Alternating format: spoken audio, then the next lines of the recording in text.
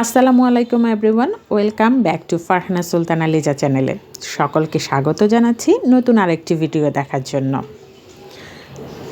ইতিমধ্যে যারা ভিডিওটি দেখছ, অর্থাৎ নতুন যারা আমার ভিডিওটিতে সবেমাত্র জয়েন করেছ, অবশ্যই ফুল ওয়াচ করবে এবং সাবস্ক্রাইব করতে ভুলবে না।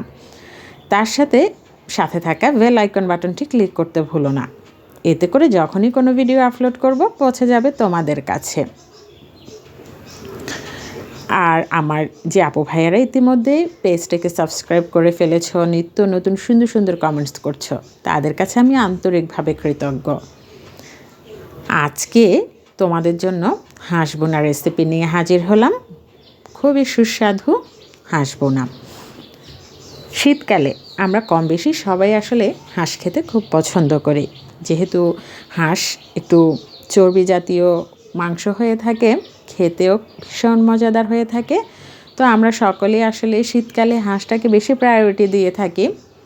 এবং আমি হাঁসটাকে ভালো করে ধুয়ে পরিষ্কার করে নিয়েছি, খুব ছোট ছোট পিস করে নিয়েছি। অ্যাকচুয়ালি গরুর মাংস আমরা যেরকম পিস করে থাকি ওরকমই পিসগুলো করে নিয়েছি, কারণ আসলে হাঁসের মাংসটা একটু ছোট ছোট পিস হলে না খেতে ভালোই লাগে। তো এই জন্যই ছোটো পিস করে নেয়া। তো এখন আমি সবগুলো মশলা একসাথে দিয়ে নিচ্ছি। পেঁয়াজ, আদা রসুনের পেস্ট, মরিচের গুঁড়ো, হলুদের গুঁড়ো, ধনে গুঁড়ো, জিরে গুঁড়ো, গরম মশলা গুঁড়ো, মাংসের মশলা, লবণ, সর্ষের তেল, সব কিছু একসাথে দিয়ে দেওয়ার পর এখন আমি হাতে ভালো করে মাখিয়ে নেব। এভাবে হাতে মাখিয়ে রান্না করার মাংসের টেস্ট একটু ডিফারেন্ট হয়, অর্থাৎ একটু বেশি মজাদার হয়। তো আমি বিশেষ করে হাঁসের মাংসটা এভাবেই রান্না করে থাকি, এতে করে আমার ভালো লাগে খুব। তো আমি এইভাবে মাখিয়ে ভালো করে বেশ কিছুক্ষণ হাফ অ্যান আওয়ার রেস্টে রেখে দেব।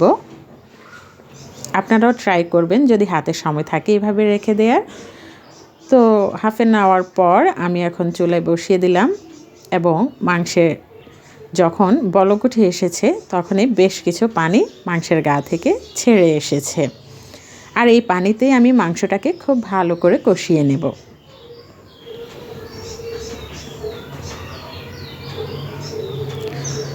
তো এই পর্যায়ে আমার কষানো প্রায় হয়ে গেছে, দেখতেই পাচ্ছ তোমরা, পানি একদম শুকিয়ে গেছে, তেল উঠে এসেছে উপরে। তো আমি কিছুটা নেড়েচিড়ে এখন দিয়ে দিব নারকেল কোড়া দুধ, অর্থাৎ নারকেলের মধ্যে একটু গরম পানি দিয়ে ভালো করে কষলিয়ে তারপরে চিপে আমি এই দুধটা বের করে নিয়েছি নারকেল থেকে, আর সেটাই এখন অ্যাড করে দিলাম। আর এইভাবে কিছুক্ষণ রান্না করে নেওয়ার পরে একদম রেডি হয়ে যাবে নারকেলের দুধ দিয়ে হাঁসের মাংস ভুনা। অলমোস্ট রান্না আমার শেষ, দেখতেই পাচ্ছ তোমরা, খুব সুন্দর ইয়ামি একটা লুক এসেছে। অনেকে অনেকভাবে হয়তো রান্না করে ফেলেছ বা রান্না করবে, এই প্রসেসটাও তোমরা একবার ট্রাই করে দেখতে পারো, খারাপ লাগবে না আশা করছি। আমার তো দুর্দান্ত লাগে।